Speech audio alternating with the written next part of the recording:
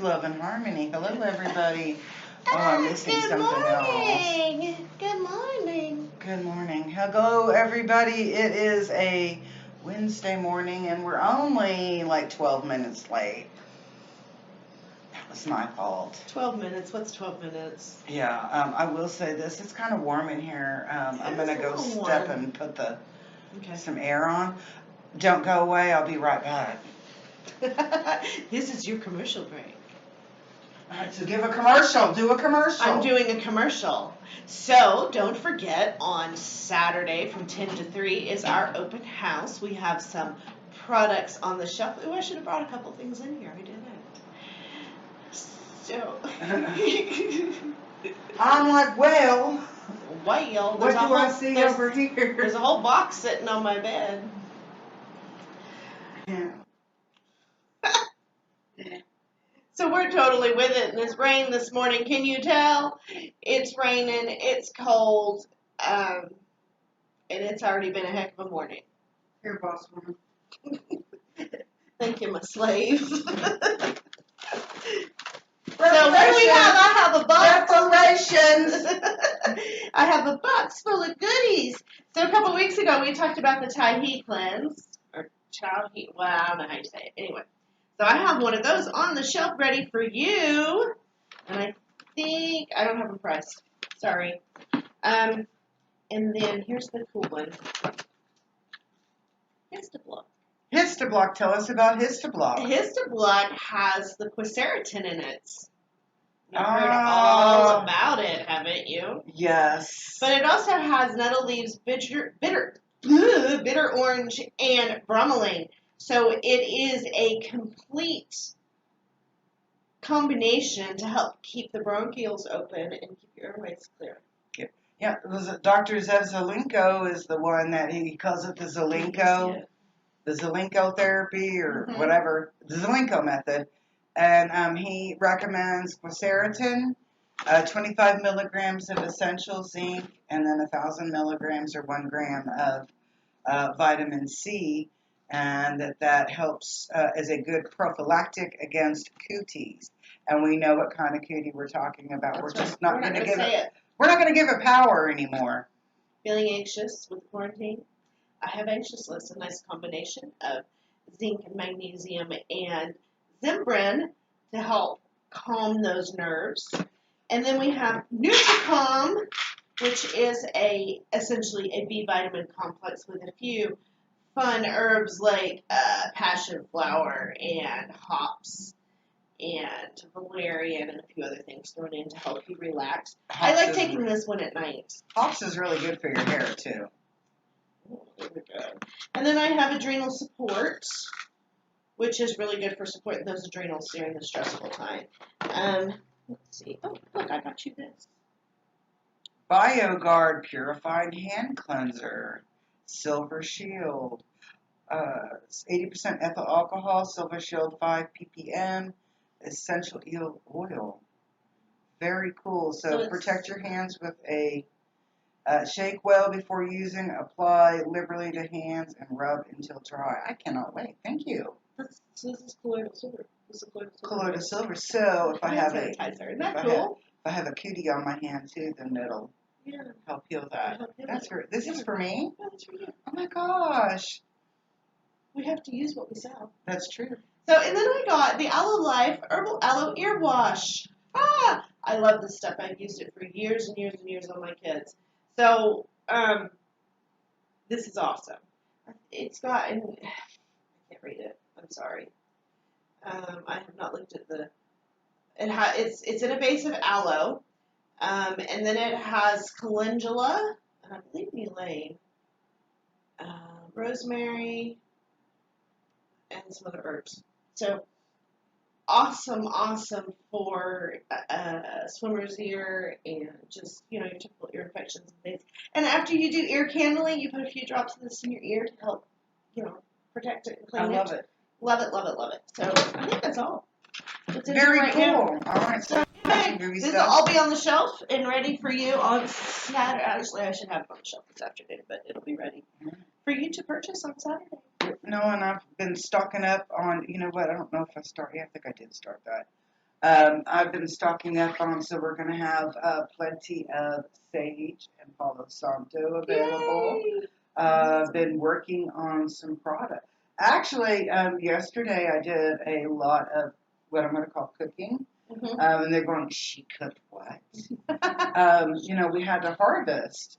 We had a couple of weeks ago when we had all of that bad weather that came through and it knocked off several branches off of our canna plants that I had to, go out there and cut it and start trimming it out and dry it out. And I just got really inspired yesterday and I made a crap load of balms. Nice. So I made like a lemongrass balm, and then I made a frankincense balm. And I'm actually going to try my frankincense balm on my brown spots. Nice. Because they talk about, it's like everybody has this thing about cannabis. And they look at it like it is all about a psychoactive head change. And I'm like, every part of that plant has a use. It really does. Every part of that plant. Yeah. And so we use a lot of the stalks in making vitality. We make a lot of you can make some really good soaps out of the oils, and et cetera, that are derived from the leaves, and et cetera. There's a lot of things that you can do. A lot of good things you can do with it. So I actually had a discussion a couple of days ago with somebody, and it was not good. But I think there's a lot of people out there that don't have a true understanding of what it is. True. All they see is they look at it as it's a drug. That's what they smoked at Woodstock. Yeah, you don't look at the whole picture. And when you meet people that have used it for health reasons, I met a woman who reversed her glaucoma.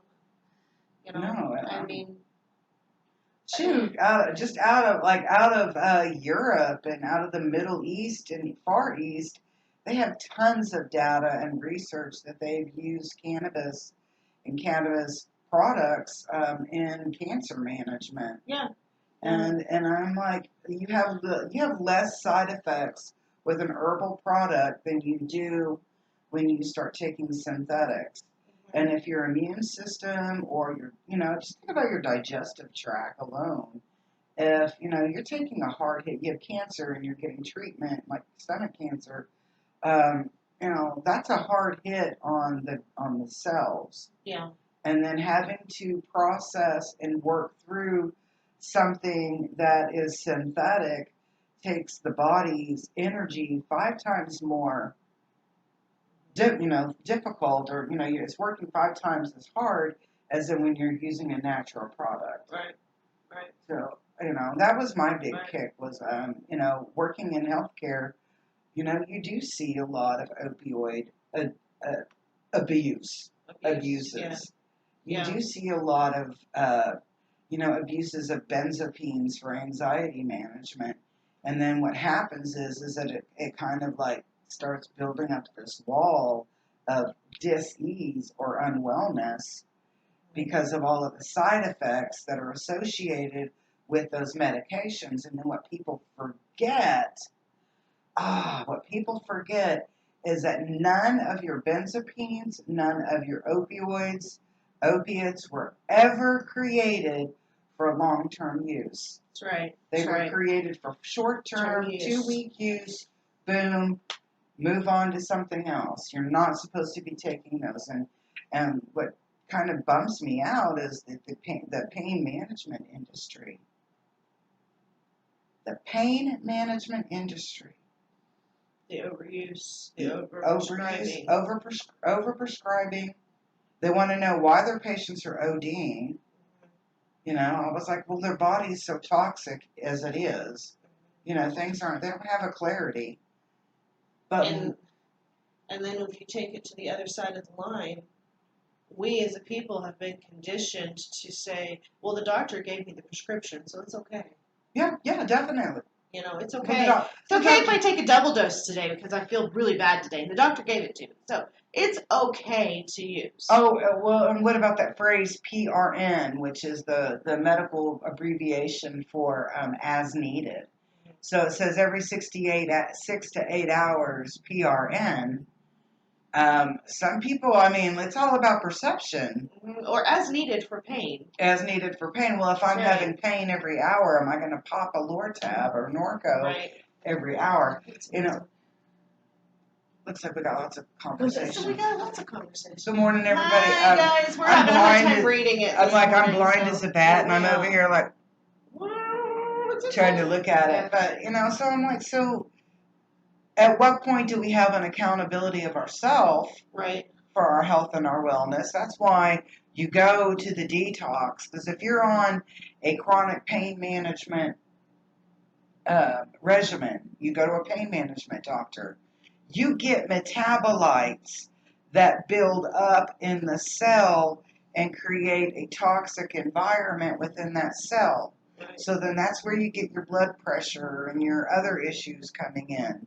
But if you come in and you start doing detoxes on a routine basis, you're on pain management, you do detoxes, it helps to keep the cells clean so that your medication works more effectively.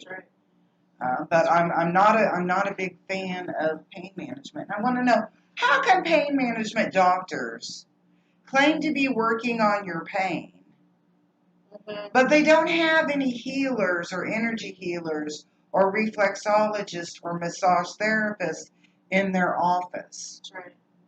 Inquiring minds want to know, because they talk about managing your pain, and managing and helping you to learn about the triggers or stressors or catalysts for exacerbation. That means making your pain really bad.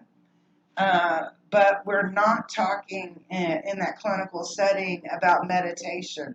We're not talking about energy healers. We're not talking about massage therapists. We're not talking about the reflexologists. You know, so it's like pain is their game and their way to fame. There you go. So, you know, it's all about the Benjamins. It's not about you and your health and your wellness and creating a sense of decreasing that pain. So your health and wellness becomes your responsibility, not the doctor's. Yeah.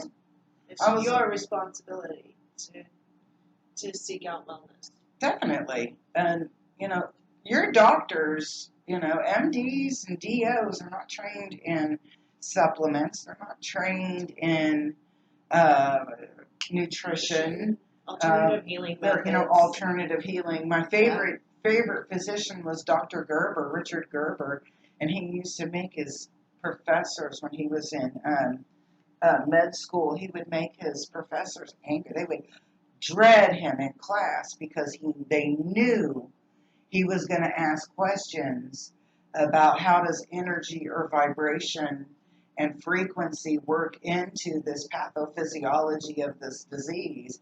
And they would just be like, oh, God, here comes Richard.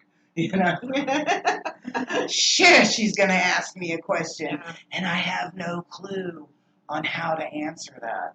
I actually kind of got into, I don't think he was a real physician, but I kind of got into it with a physician last night. You're right. It's not about the pain. It's about the money. Yep. Absolutely right. You know, this guy claimed to be a physician, but he was saying things like, shut the F, you know, STFU and blah, blah, blah, blah, blah. So I was like, dude, I'm going to call you on it like I see it. You're not a physician. When I asked him how many years of clinical experience, he told me, he said, well, you're the nurse, I'm the doctor, I'm pulling rank. And I went, you ain't a doctor, blah, blah, blah, blah, blah. And he was going, and it had to do with masks.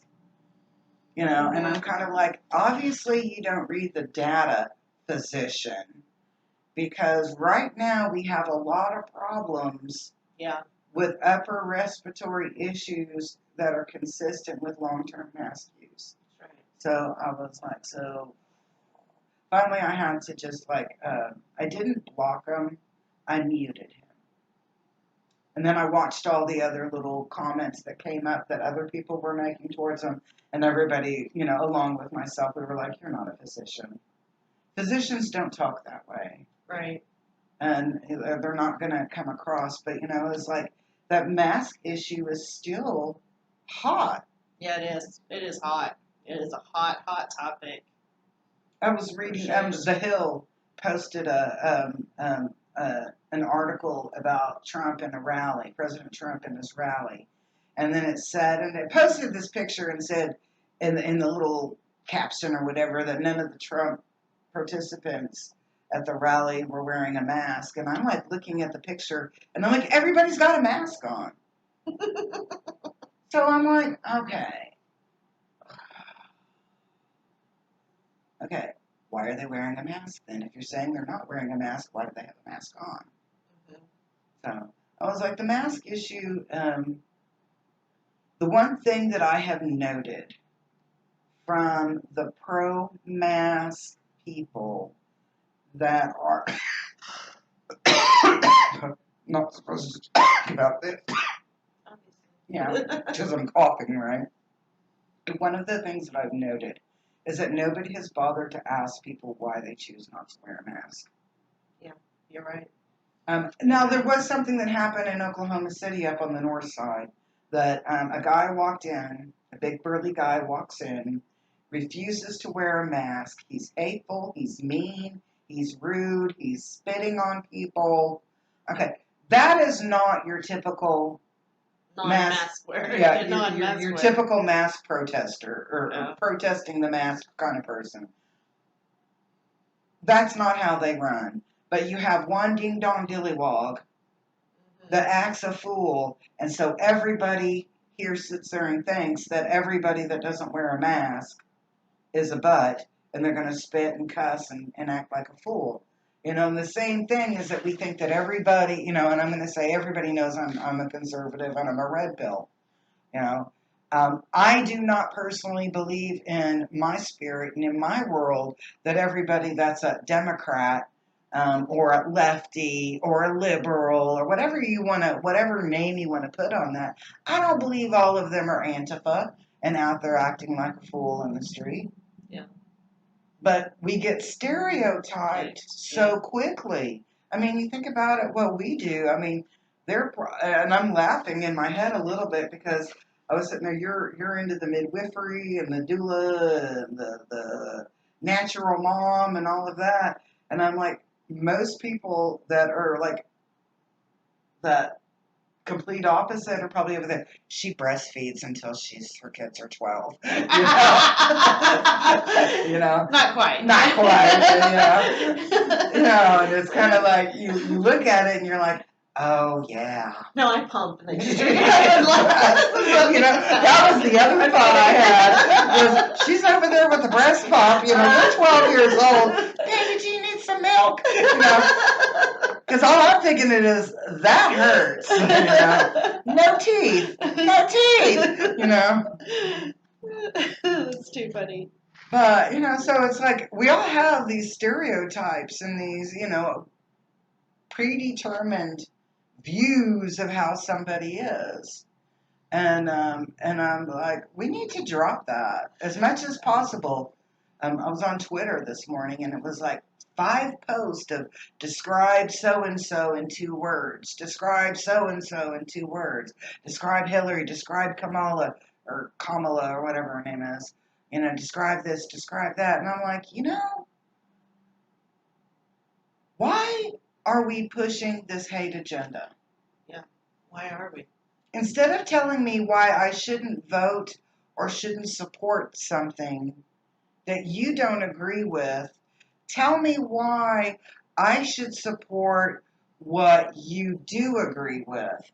And it doesn't matter what side of the fence, if you're on the fence, right side, left side, independent, Tea Party, I don't care. But it's, instead of telling me why I shouldn't take that Medicaid or that herb, tell me why I should take what you're promoting. Right. Give me the benefits. Give me the real. No. Yeah.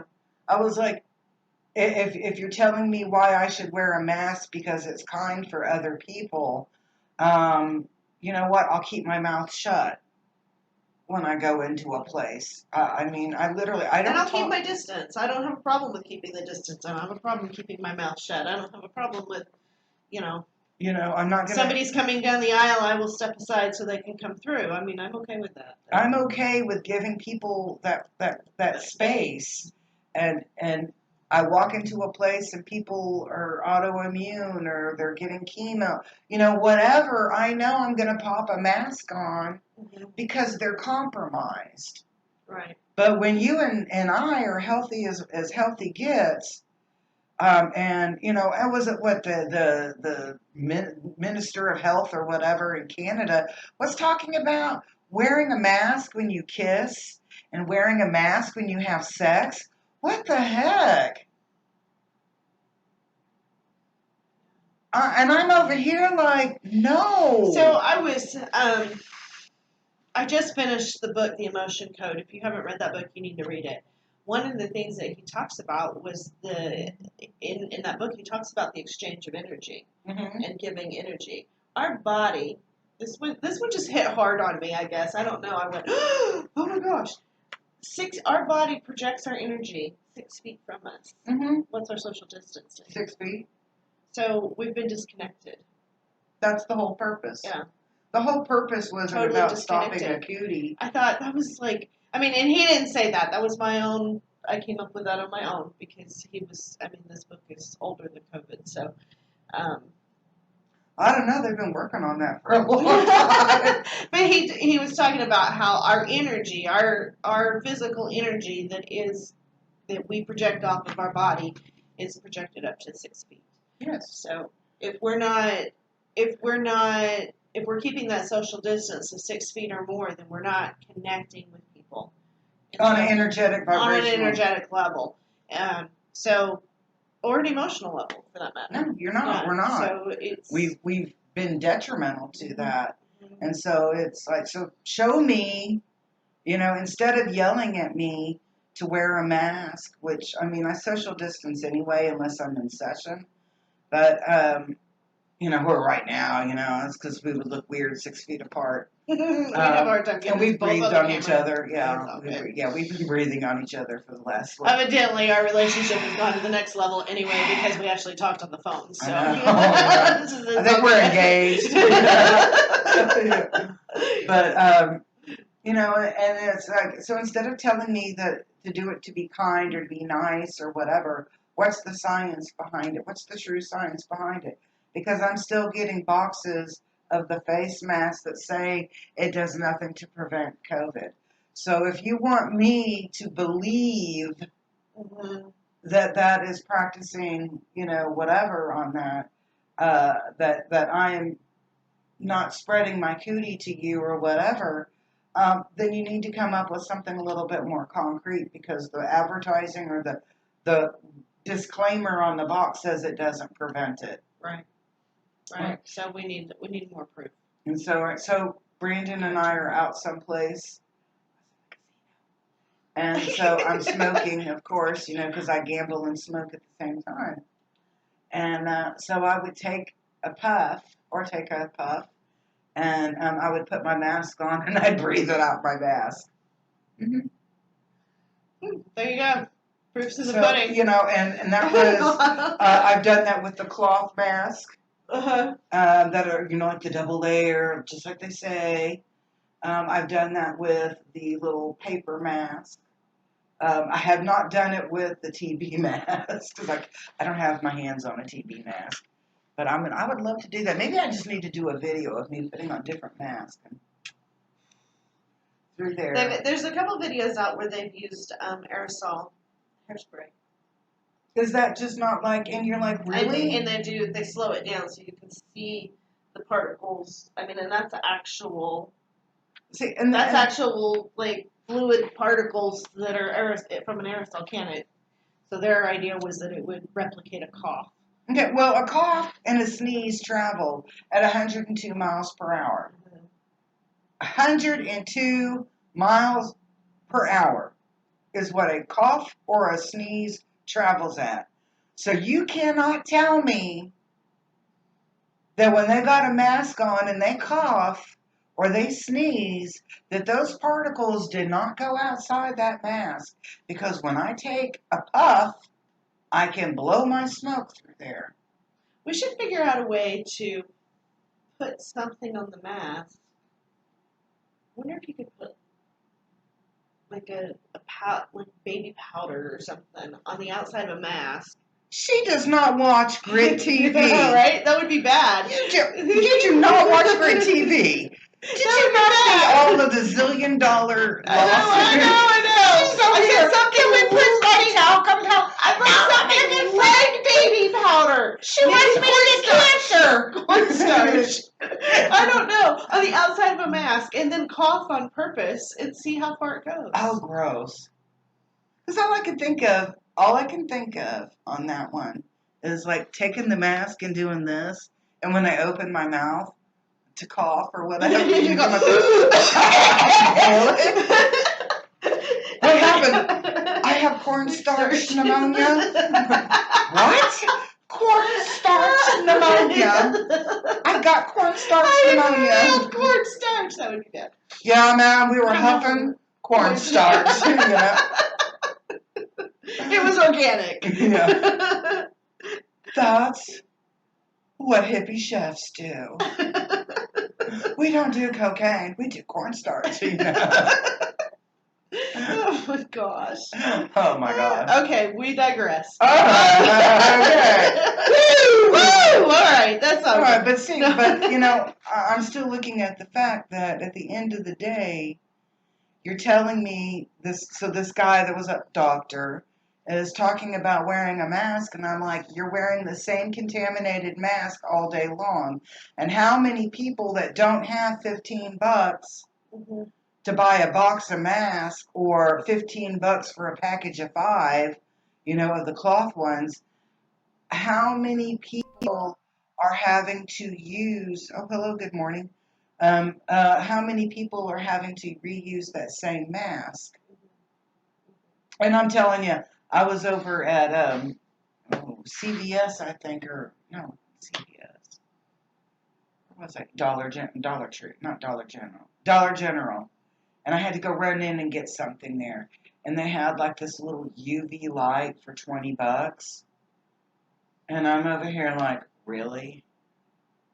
I mean, good idea, because they've been talking about on Facebook about how UV lights kills all the cooties, right? Mm-hmm. And I'm just going to throw this in. Some people use UV lights in their grow rooms.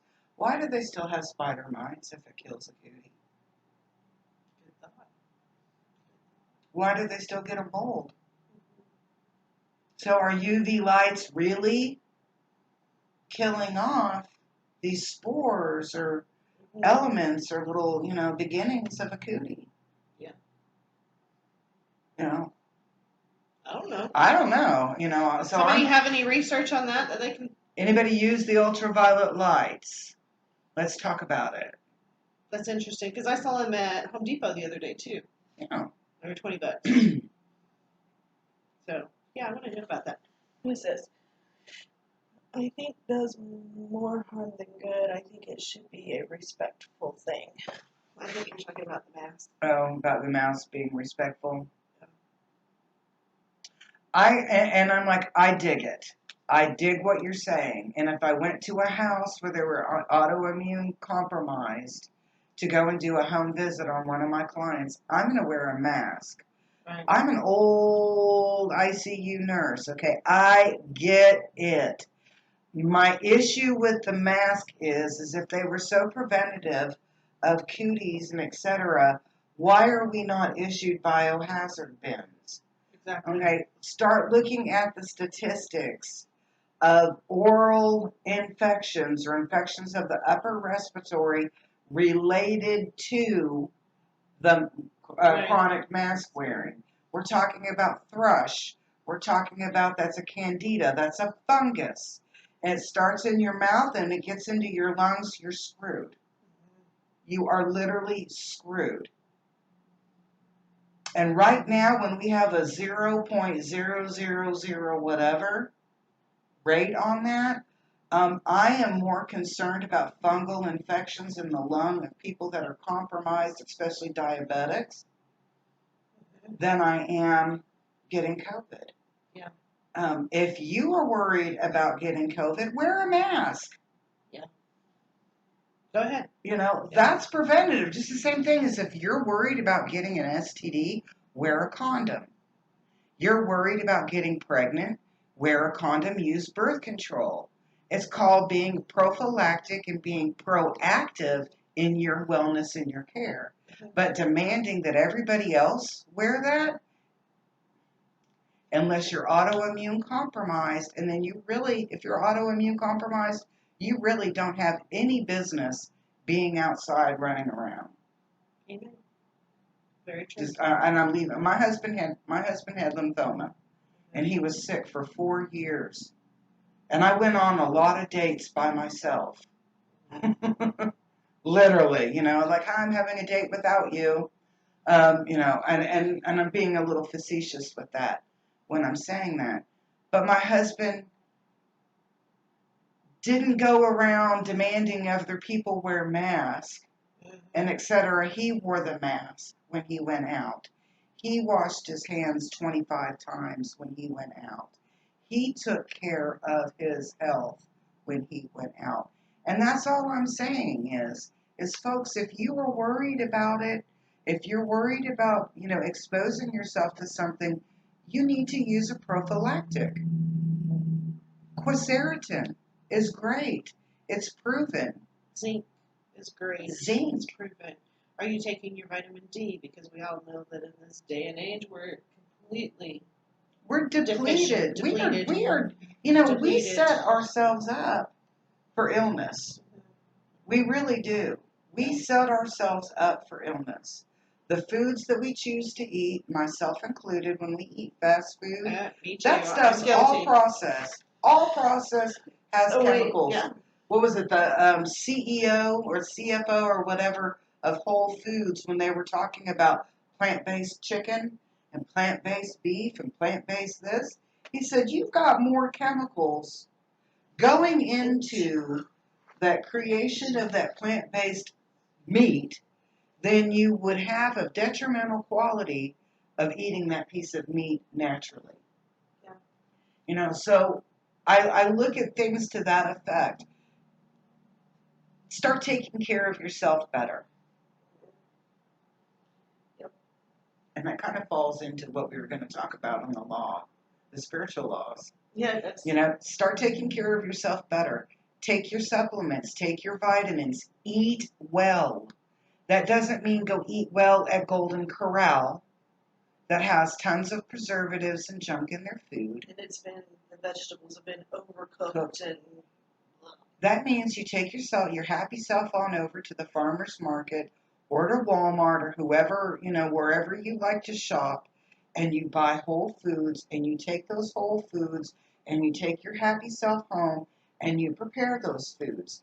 And if you want to invite people that are within your little 6-foot circle, then you bring them over and you guys break bread.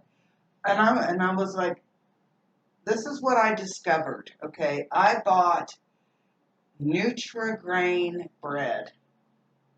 It's like got the brown wrappery kind of thing. Mm-hmm. I bought it 3 weeks ago because we had some lunch meat and peanut butter and jelly. Love it. And so like my go-to. I'm a little hungry. I need peanut butter and jelly. Yeah, eat peanut butter and jelly. It's good for you. So I was cleaning off because I was cleaning off the kitchen table, the table in the kitchen, and getting things ready to work on my project. And I pulled. I'm like, oh my God, we still have this loaf of bread. And I was going, it's probably hard as a rock and moldy. And I'm over there, and I'm like, squishy soft. I undo the bag and I pull out the bread, and it is soft and fresh in appearance, just like the day I bought it. Now, 3 weeks old. 3 weeks. Okay, so if I would have made a fresh loaf of bread, homemade bread, mm-hmm. in 3 weeks, it wouldn't even be recognizable as bread. I was like, it would be a penicillin factory. Yeah. We would just scrape it off and make our own penicillin. There you go. No, I'm just joking. I don't do that. And it would be dried out and crumbly. Uh-huh. It would be horrible. You wouldn't want to eat awful. it at all. Why would you eat that? Actually, after a week even, you probably wouldn't want to eat it. I'm like, so great. I wear the mask. I wear the mask when I go to the store. I follow all of those rules, except for when I go to 7-Eleven. Nobody else wears a mask, so I don't. But now they're like going to go raid 7-Elevens. I'm like, to me, I can't fathom being all about, what was the thing that the guy said? They go up to the drive-thru and they order all of this French fries, hamburgers, all of this stuff, and then they order a Diet Coke. Okay, so why are we doing this to ourselves? And you want to complain about a mask? You poison yourself every day. You drink a lot of alcohol, and then you tell me to wear a mask. There was a guy that was had a little slit in his mask so he could do a cigarette. Okay. What's the point? What's the point? What's the point of the mask? What's the point of the mask? What's the point of the mask? I mean, I get it. I dig it. I'm respectful of your healthcare needs. I was trained to be that way. I was trained to think that way and act that way and be mindful of that. And I don't have a problem with that. But in everyday life and everyday living, if you're not autoimmune compromised, you don't have cancer, something along that lines, we need to be living our life fully. That's right. I think that there's a lot more detriment into that. So that kind of leads into the spiritual law that we were going to talk about today. And I got to bend down and bring this up so we got it a little verbatim instead of in Mares's. Pharisees. Where did it go? Where did it go? Where did it go? Okay, y'all gonna bust me here for a second doing this stuff, because I will do it again. Blank document. Hold on. Where did it go? There it is. Okay, it's on it. Okay. All right, so a lot of people like to do or talk about the law of attraction. And we actually started last week, we started talking... With the law of exchange. The law of exchange. We talked about the law of exchange. And so a lot of times people are, when they talk about law of attraction, they have this focus that if I sit there and go, I am rich, I am rich, I am rich, boom, they're rich. I am skinny, I am skinny, I am skinny, boom, they're skinny. Oh, really? That's all I have to do? Let's try it. Ready? There's no place like home. There's no place like home. There's no place like home. Dorothy lied to us. Okay, let's just say this. All right, but and it's like law of attraction practitioners. We get the secret and we start reading the secret and we think, we've got this all down. That all I've got to do is think it and it'll manifest. But there is another law, a spiritual law. That is the law of inspired action. I love that. And that law of inspired action is actually your precursor to your law of attraction. Because law of attraction for me, when I think about it, is an idea. And I take that idea and I think about it. Right. And I might formulate a plan on how I'm going to get there. Right. I might say, I'm going to say I am rich every day. I am beautiful every day. I am skinny every day. So this whole, changing your mindset and getting rid of any negative emotions, and I'm not even going to say thoughts, I'm going to call them negative emotions, that are a block to reaching your goal is part of this whole, what are we calling this? The law of inspired action. I got the word wrong. So I know that with some of the life coaches that I work with and follow and stuff, they talk about doing a belief, they call it a belief breakthrough. So what you're doing is you're clearing out that negative emotion that has you blocked. So you have a belief that no matter what you do, you're followed by being unlucky, whatever that means. Day late, dollar short. Yeah, and so you go through and figure out where that belief came from, and you clear it. Well, part of that belief breakthrough is when you're done clearing that negative belief, then you meditate for a moment. Your very last step is, what's my next inspired action?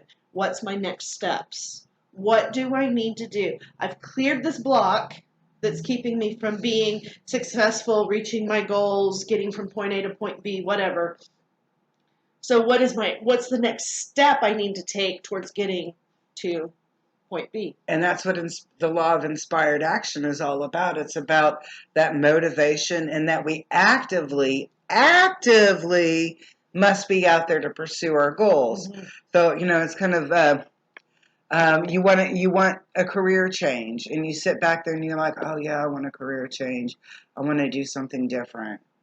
And the first thing I'll ask you is, what do you want to do? Sometimes I'll say, what do you want to do when you grow up? And they'll look at me like, what? And I was like, and I mean, not grow up as in you're not mature, but you're not your independent self. Right. So to be your independent self, what do you want to do when you grow up? Right. And so you determine, okay, I want to be a healer. Or I want to be a motivational speaker, or I want to be the CFO of a prominent multi-million-dollar company, billion-dollar, trillion-dollar company, whatever. Let's visualize a big goal. I want to be the CFO of Tesla. Yeah. I want Elon Musk to trust me, with his money. Actually, I want to be the personal healer too, on Capitol Hill. Oh, that would be awesome. I think that would be really cool. Could you see me? Nancy, come in. Let's do some vibrational healing, Mrs. Pelosi. I would. President Trump, I think you need to chill out. I'm going to smudge you. All right, but if that's my goal, I've got to start networking, or I've got to start doing something that gets me to that point. Yeah. And so that inspired action law, if you want to be a nurse, you can't sit home and say, I want to be a nurse, I want to be a nurse, I want to be a nurse, and then you're a nurse. You're going to have to make those actions or steps to get there. Right. Go get a job in a hospital. Get your feet wet. Get your hands dirty. And I'm not meaning that in a negative way, but get in there and be proactive. Get some clinical experience so that you can say, yeah, I do want to be a nurse. Go be a candy striper if that's all you can do. Do they still do that? Yeah, they still do that. I think they call them volunteers. Okay. No, they do call them candy striper. Well, this was about 10 years ago when I was in a hospital setting, and yeah, they did call them candy stripers.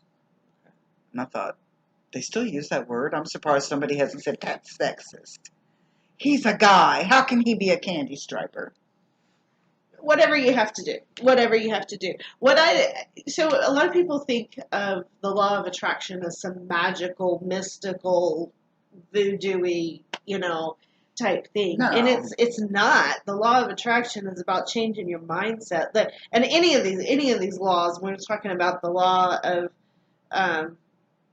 exchange last week, and you go shake somebody's hand, you exchange energy with them. It doesn't mean they're suddenly your best friend, But when I'm thinking, we first pulled up the law of inspired action, the first thing that came to mind was a vision board.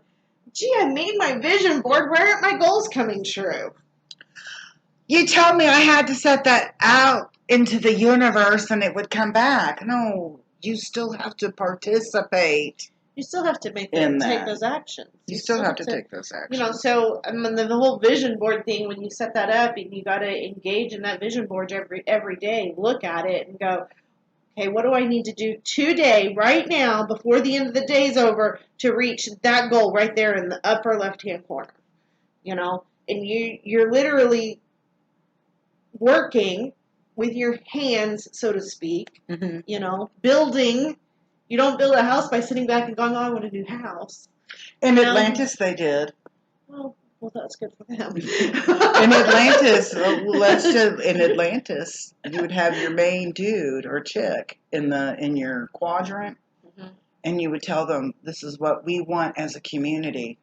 and they would manifest it up. Isn't that kind of cool? That is kind of cool. So, I mean, you look at it. Can we go find a piece of land and manifest my house up? I want a commune. Do you? Mm-hmm.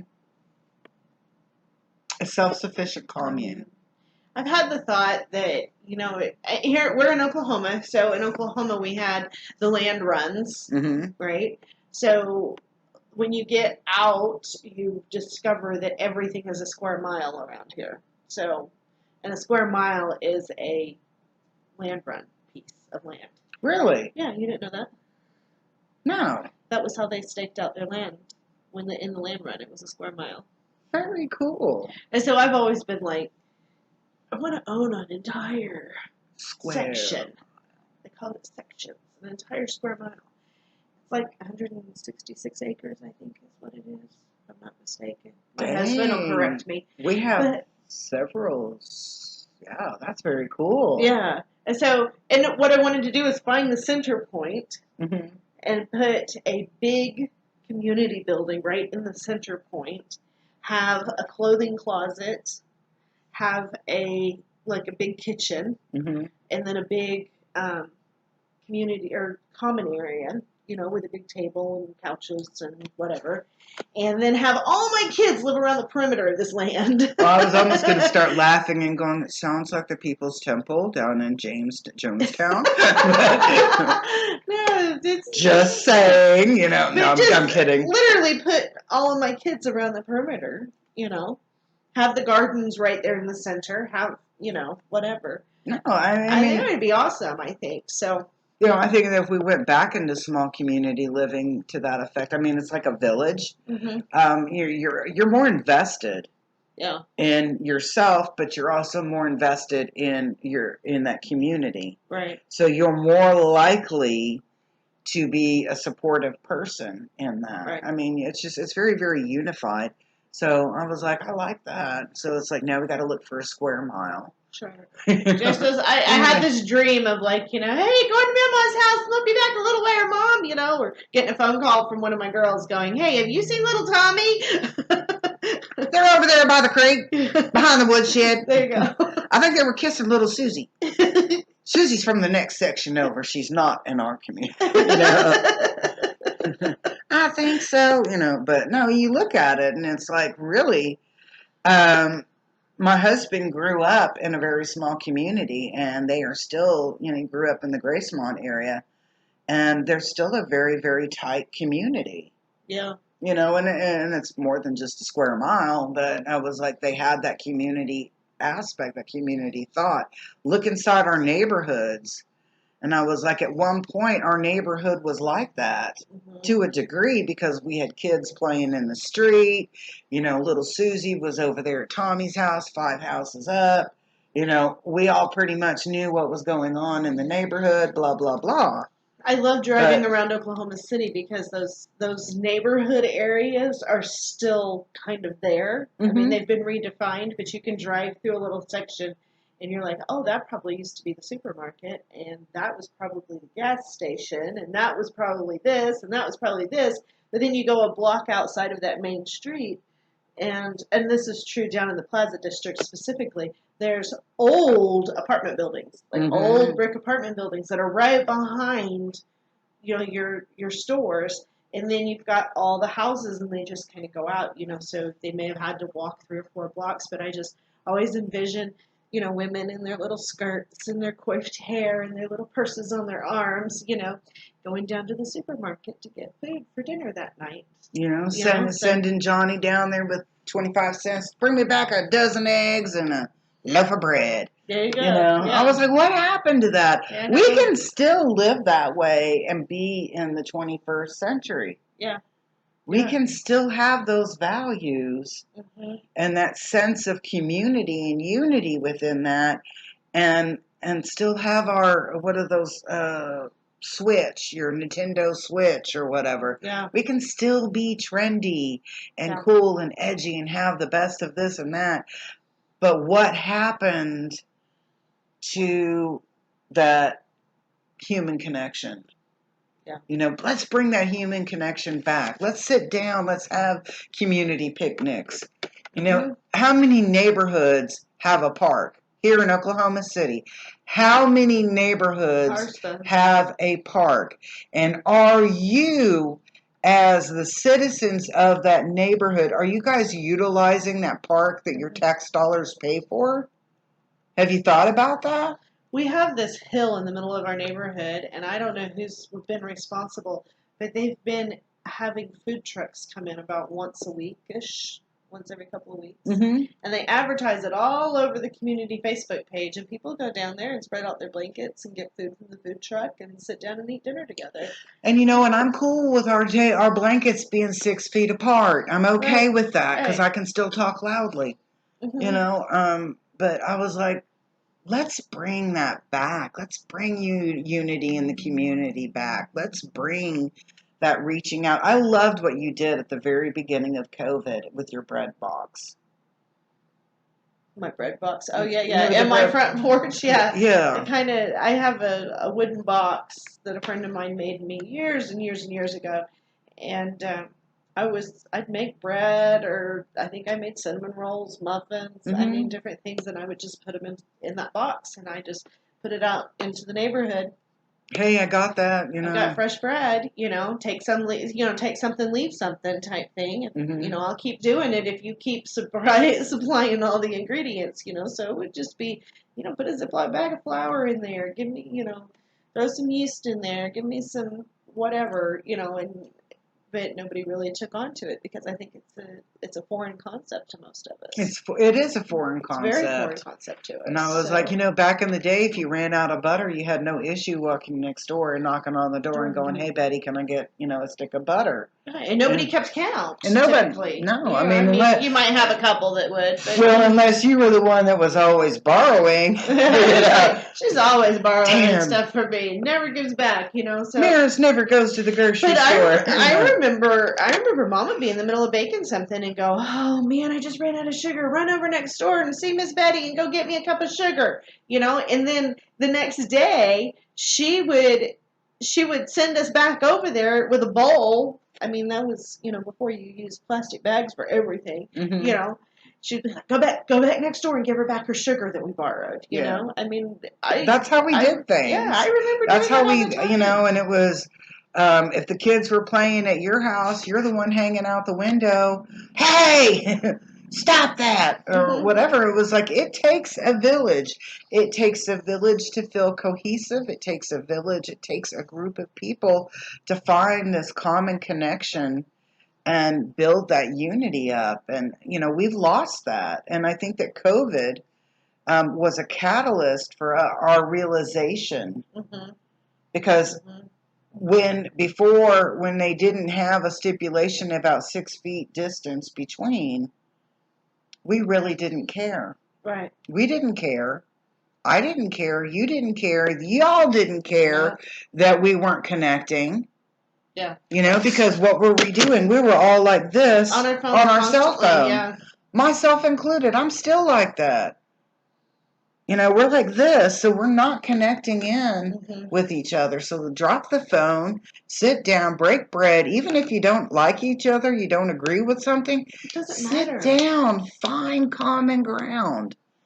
Find something that connects you and that community and bring that in and bring that together. You know, that's the law of attraction. Most of us want to have peace, harmony, and love in our life and unity in that community. And if you're, you know, and I'm like, I don't know very many people that are like, screw that. I want misery. I want hate. I don't want, you know, I don't know anybody that is on that vibration.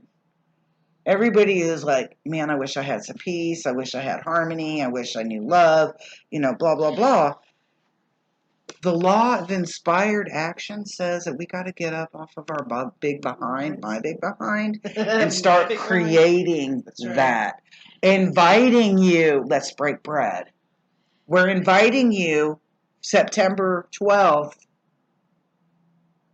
to our location for unity in the community, for you to see what we are bringing into the community and for you to be a part of that. Yep. So that's my effort we want you of to inspired. come be a part of that. So, and I think we're going to do, we talked about doing a plant trade that day. Do you have baby plants to trade? We talked about it a little bit. I know I have some baby aloe and a couple of other little things, so I might have a handful of I've got like lots of mother-in-laws telling lots of that. If you know, I can actually, I can do a plant trade. We can do a plant trade. Okay. I have a few things. So, I think that would be kind of cool. That would be very, very cool. So bring your plants if you want to do some plant trading. Not those kind of plants. I had some really cool aloe plants that actually you. came from Florida. So, and they're native aloe. They're not domesticated aloe. They are actually very cool. Wow. Amber necklaces. So if you are into the amber for your babies that are teething, I'm sitting here holding mine up. She made me. It's my daughter. She made me one when I got the whiplash to help with the headaches and the pain in my neck. I'm over here like Alleen's teething. Alleen's teething. Yeah. Her molars are coming in. Yeah. You know. So, but she'll be here with her amber necklaces, and she's custom making these. So if you want particular stones added into the amber necklaces, you can like order from her while she's here. Very for cool. Those. So that's going to be cool. We'll have a couple of doulas here for anybody that is pregnant or thinking about becoming pregnant. And I just want to can I put this out there real quick? If you are planning to have a baby, but you are not pregnant, please come see us before you get pregnant. I help with fertility, by the way. There you go. Because then we can make sure that your body is in optimal health to have a very healthy pregnancy. You know, I've helped a lot of people get pregnant. I know you have. I know. That's awesome. And it's non-intrusive. It's not. I don't do anything. She's in here with a turkey baster. Not that kind. No. I help people get their energy their vibration into an alignment so that they can conceive. Right. So. And we talk a lot about conception and the vibration of that. Because I'm it's kind of like if you want to conceive a child, y'all really need to be very loving with each other. So that conception is in love and they are totally cultivated, nourished, and nurtured. Right. In groovy love. So important. So and then we can work on nutrition and health other ways too, so with herbs and stuff. So I'm going to offer very, very mini readings during that 10 to 3 time for people that want to have a little quick reading done. I'm going to offer that. And then I'm going to offer from 3 to 5 some extended sessions. So if anybody wants to schedule with that, I'll have that scheduled up on the scheduling system. And I'll be doing health scans on the new machine that is driving me nuts because I'm trying to learn how to use it. So you'll be my guinea pig. I would have never confessed that. It's okay. Dr. Frankenstein. So you can come. I'll be offering those up on Saturday. So as I'm learning how to use this machine and getting more fluid with it, You've only done, 100 hours on it? No, I have not. So, but I'm offering those up right now. So if you want to call me and get a health scan done, let me know. She puts these electrodes all over your body and then this cap on your head. She's lying. And she runs electrodes. That's what's wrong with her. That's why her hair is all curly. It's electrocuted. I'm over here laughing and I was like, that's so Austin Powers. Groovy, baby. You had your body scanned, Elimination complete, I love that. I got to watch me some Austin Powers this week. I need some giggle. Austin Powers and a Napoleon Dynamite. God, I love that movie. Do you like Batman? Yeah, I love Batman. Okay. So the best short ever. It's hilarious. If you like Batman, and this is from the 90s, Batman Begins. Look up Tank Man.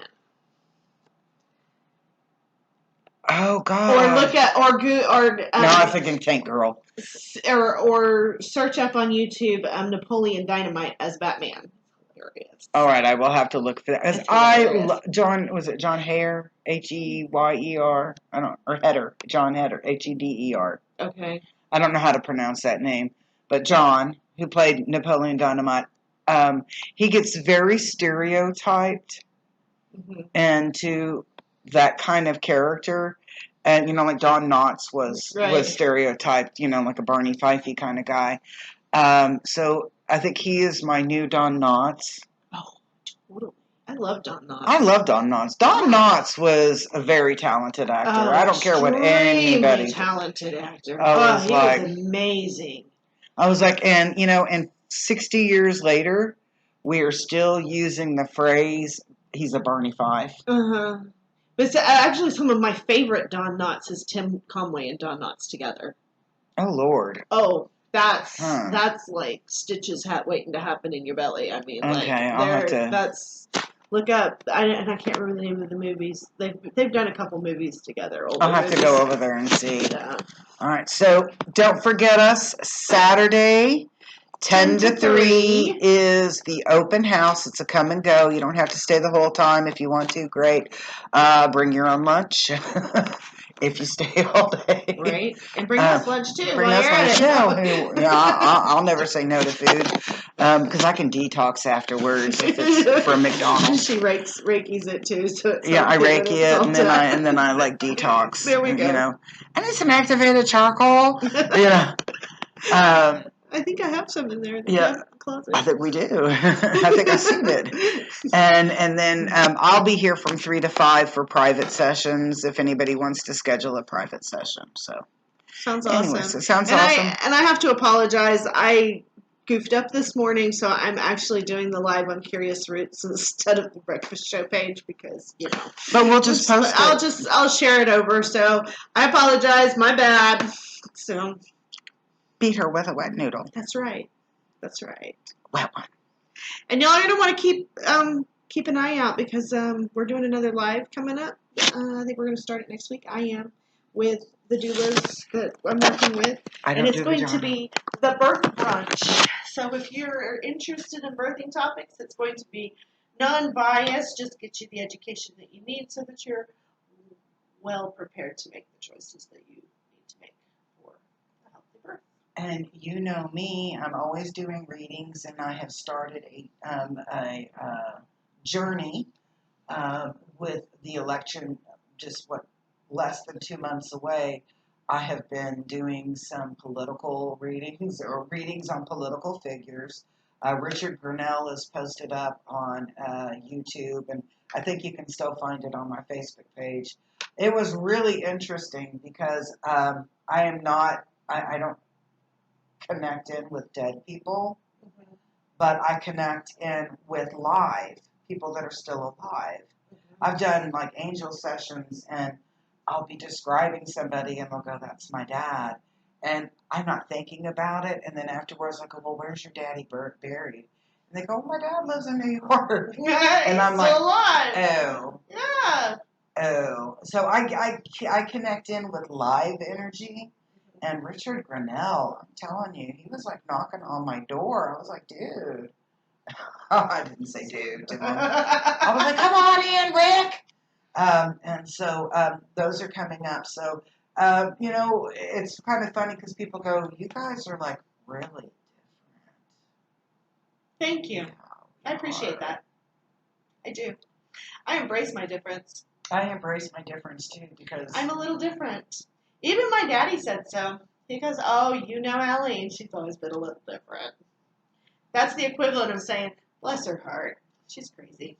But it's okay. Or in Mares, that's like, she's special. I don't mind. I'm different. I embrace my differences. Yes. I really do. Took me years to get to that point. But yeah, definitely. And when I was fighting against it, I was always miserable. And then when I embraced my differences, my vibration went up. So Agreed. I'm totally into it. Agreed. So we hope to see you not only online, but we hope to see you here this Saturday Or before. or before. I mean, we still got Thursday and Friday, right? Well, what's coming up Friday? what is coming up You have Friday? a detox class on Friday, don't No, you? no, that's next Friday. Oh, is it next Friday? Oh, I'm a It's the week 18th. off. Okay, oops. It's Okay. the 18th. Next week. No, Sorry. I'm seeing clients on Friday afternoon. So I have availability on Friday, and I got a little availability on Saturday. So if you haven't got your appointment in this week, don't forget, I'll post up the link to schedule. Yep. And I have some availability the rest of the week also, so give me a call or text me at 580-656-2535. And Get your healing on, man. Get well. Get healthy. So here's my gang signs. Peace, love, love, and harmony. Hope to see you very, very soon. Very soon. Very, very, very soon. Did I say very soon enough? Okay. Like today. Like now. Stop recording.